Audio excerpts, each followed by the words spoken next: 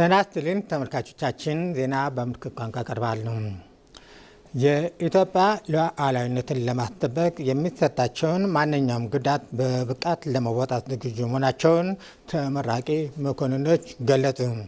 የኢትዮጵያ መከላከያ ሰራዊት በኢትዮጵያ ወታደራዊ አካዳሚ ያሰለጠናቸውን 71ኛው ዙር መተማ ኮርስ እጩ መኮንኖችን አስመርቋል።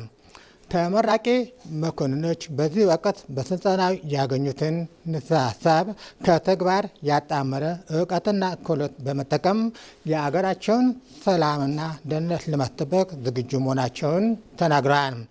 ከስልጠናው ባገኙት እውቀትና ክህሎት መሰረትም ኢትዮጵያን ለማገልገል የሚሰጣቸው ማንኛውም ግዳጅ በብቃት ለመወጣት ዝግጁ መሆናቸውን ተናግረዋል።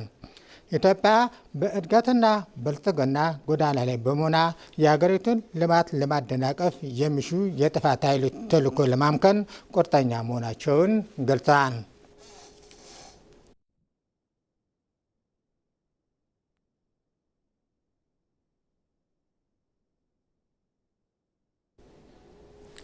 የኢትዮጵያ መከላከያ ዩኒቨርሲቲ አዲሱ የልቀት ማዕከል የሀገራችንን የመከላከያ አቅም ወደ ላቀ ቴክኖሎጂ ደረጃ የሚያሸጋግር ነው ሲሉ የዩኒቨርሲቲው ፕሬዚዳንት ብርጋዴር ጄኔራል ከበደ ረጋሳ ገለጹ።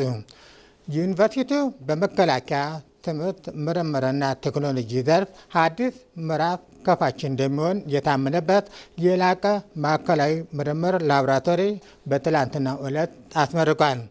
በእውቀት በፈጠራና በሰብአዊ ላይ የሚደረግ ኢንቨስትመንት ለዘላቂ አገራዊ ልማትና ለረጅም ጊዜ ደህንነት መሰረት ነው የሚለውን የጋራ ራዕያችንን የሚያንጸባርቅ ነው ብለዋል።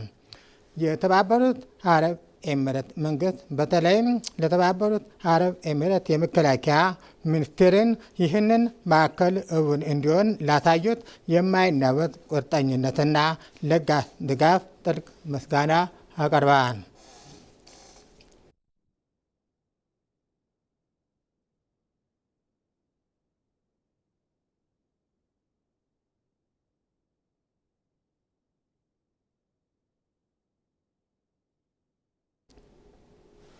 ኢትዮጵያ ለመጀመሪያ ጊዜ በአይነቱ ልዩ የሎጂስቲክ እና ኮሚኒኬሽን ሲምፖዚየም ከሐምሌ 20 እስከ 25 ቀን 2018 ዓ.ም በአዲስ አበባ ታካሂዳለች።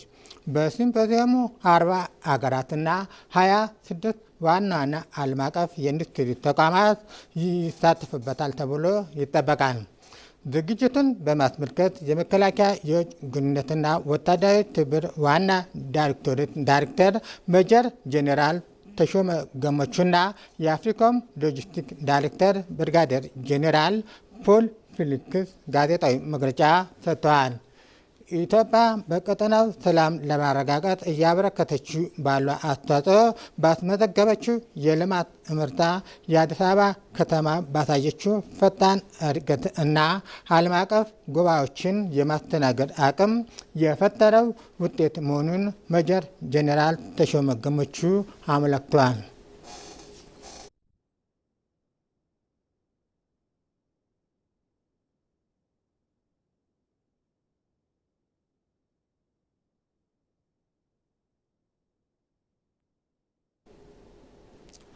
የብሔራዊ መረጃና ደህንነት አገልግሎት ስትራቴጂ አጋር ከፍተኛ አመራሮች ብሔራዊ ደህንነት ዩኒቨርሲቲ ችግኝ በመትከል የአረንጓዴ አሻራ ንቅናቄ መርሃ ግብር በይፋ ጀምረዋል።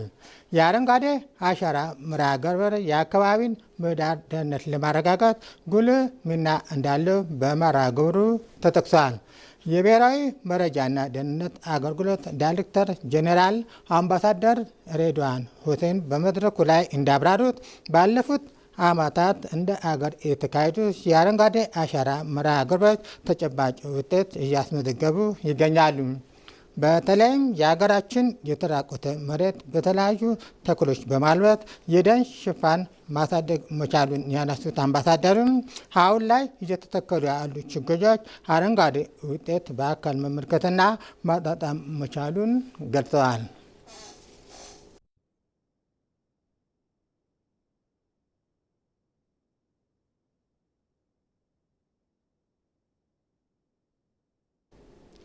በመጨረሻም ኢትዮጵያ በምስራቅ አፍሪካ ያላት ስትራቴጂካዊ አቀማመጥና የተፈጥሮ ጸጋዎችን እንዳትጠቀም ታሪካዊ ጠላቶችና ተላላኪዎችን የአገር ውስጥ ባንዳዎች ሌት ተቀን እየሰሩ ነው። በታላቁ ህዳሴ ግድብ የኢትዮጵያን ተጠቃሚነት ለማደናቀፍ ግብጽ ብዙ ጥረቶች አድርጋለች። ይህንን የጥፋት ተልዕኮ ለመቀልበስ የኢትዮጵያውያን የውስጥ አንድነታቸውን ሊያጠናክሩ ይገባል።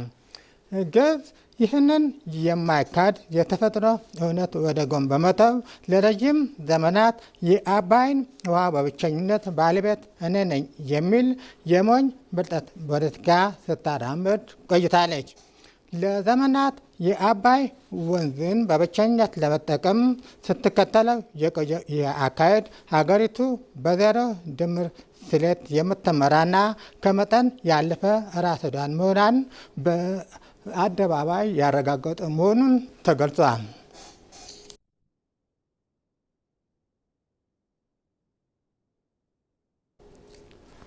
ዜናው አበቃ። ከቀሪ ፕሮግራሞቻችን ጋር መልካም ቆይታ።